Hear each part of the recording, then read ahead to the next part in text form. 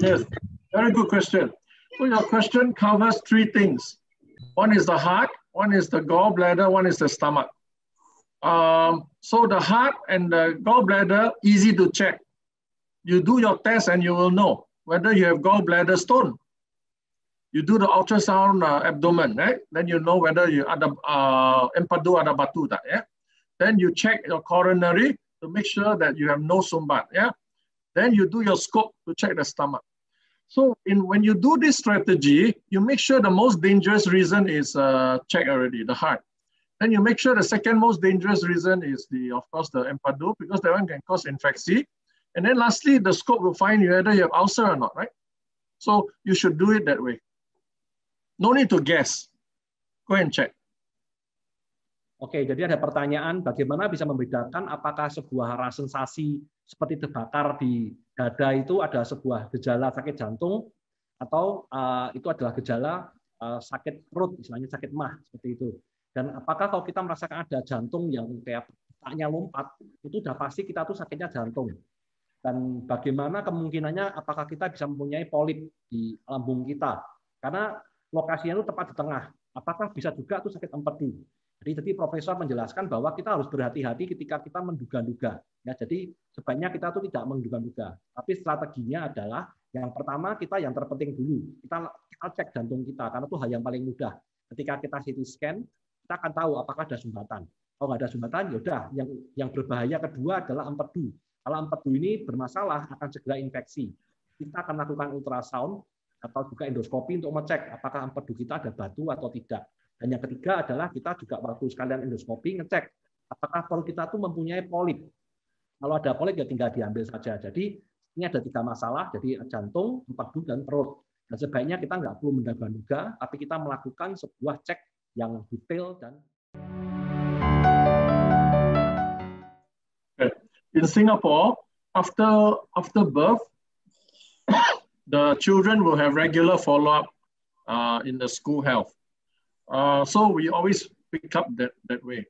So if you want to find out, the most accurate test is, of course, a USG jantung, if you want a test. But most of the time, doctors can check. Oke, jadi ini ada pertanyaan, Bapak-Ibu sekalian. Ada seorang anak yang didiagnosa mempunyai penyakit jantung bawaan. Dan ada sebuah kisah bahwa 17 tahun, anak berumur 17 tahun, yang meninggal setelah 2 minggu dirawat.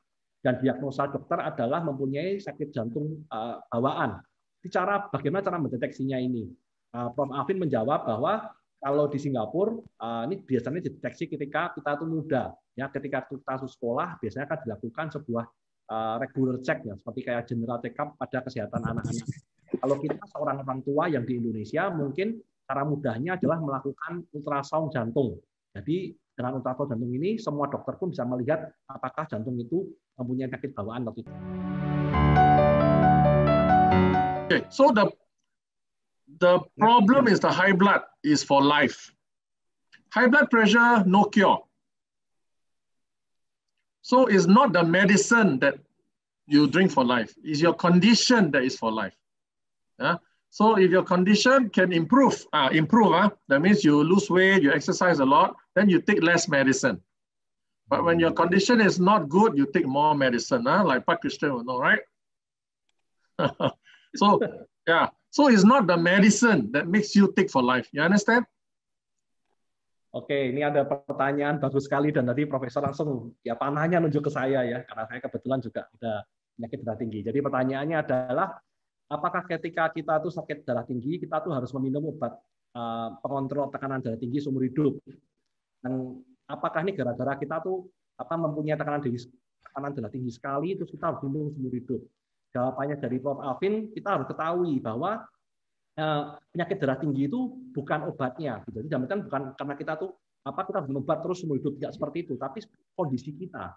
Jadi obat ini digunakan untuk mengontrol kondisi kita. Jadi masalahnya itu bukan di obatnya. Obat kita minum apa bukan, tapi kondisi kita bagaimana. Nah, cara yang terbaik itu adalah ya kita tuh harus bisa meningkatkan kondisi kita. Caranya gimana? Nanti Prof. menjelaskan. Mungkin kita bisa ngontrol diet kita. kita bisa berolahraga, kita bisa mengurangi berat badan kita. Selama tekanan darah kita tinggi, ya kita harus minum obat. Tapi kalau tekanan darah kita tidak tinggi, ya obatnya bisa dikurangi dosisnya. Bahkan ketika darahnya sudah normal, tekanan darah normal, kita harus tinggalkan aja nggak apa-apa. Jadi bukan obatnya, tapi kondisi.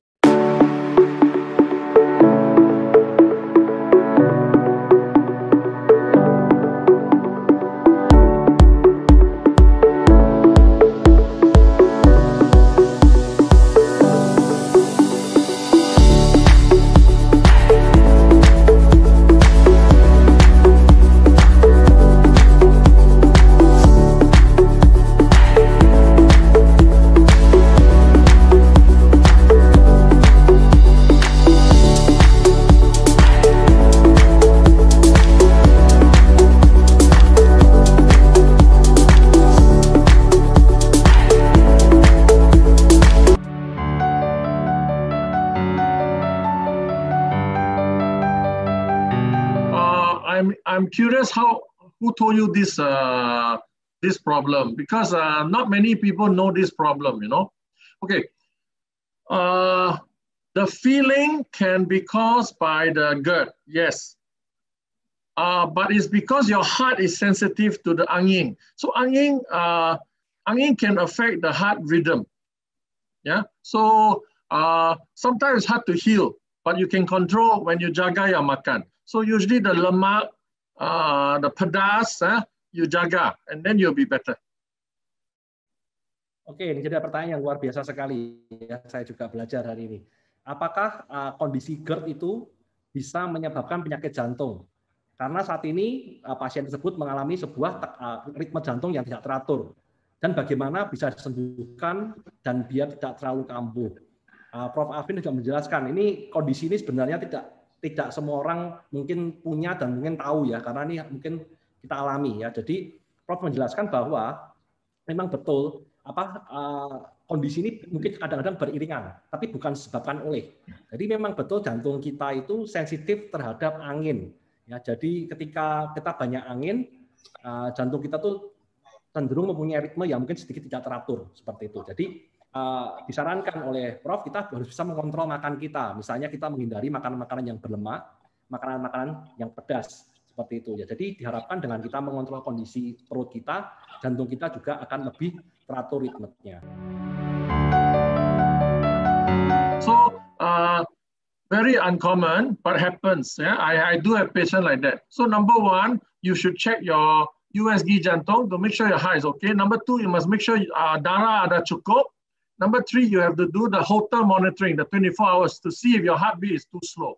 And number four, of course, make sure your medicine is correct. Yeah.